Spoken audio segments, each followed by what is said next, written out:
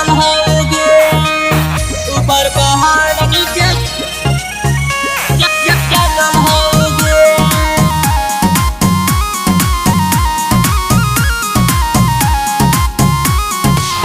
ऊपर पहाड़ नीचे जंगल होगे, जंगल होगे। तोहर सामान के अभिनंदन होगे,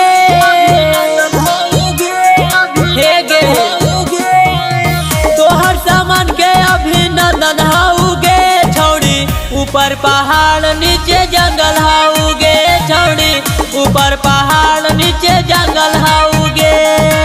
छतिये में दूगो कौची टांगल होगे, छतिये में कौची दूगो टांगल होगे छौड़ी, ऊपर पहाड़ नीचे जंगल होगे छौड़ी, ऊपर पहाड़ नीचे जंगल होगे, जंगल होगे, जंगल होगे, ऊपर पहाड़ नीचे जंगल होगे।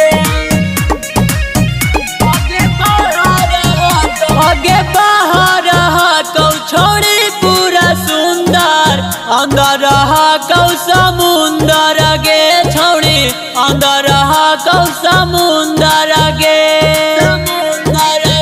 आगे फ्री में नहीं लेबो छौड़ी, देबो हम पैसा, बुझिए ना हमारा तू दोसरा जैसा।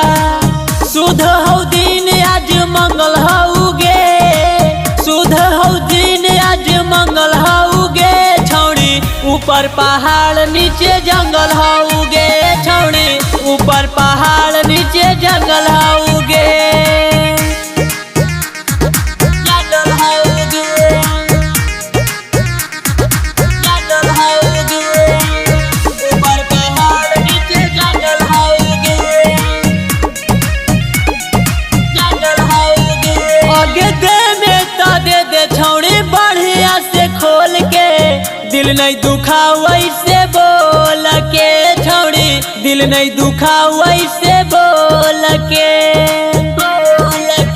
आगे हमारो सामान छौड़ी होले हा टाइट, आवे नहीं गे छौड़ी दोनों करी लेना फाइट। सौरभ देश के मन जंगल होगे, लक्ष्मण मुकेश के मन जंगल होगे छौड़ी, ऊपर पहाड़ नीचे जंगल होगे छौड़ी, ऊपर पहाड़ नीचे जंगल होगे। एकरा में तो कोई हेरा जीत गे।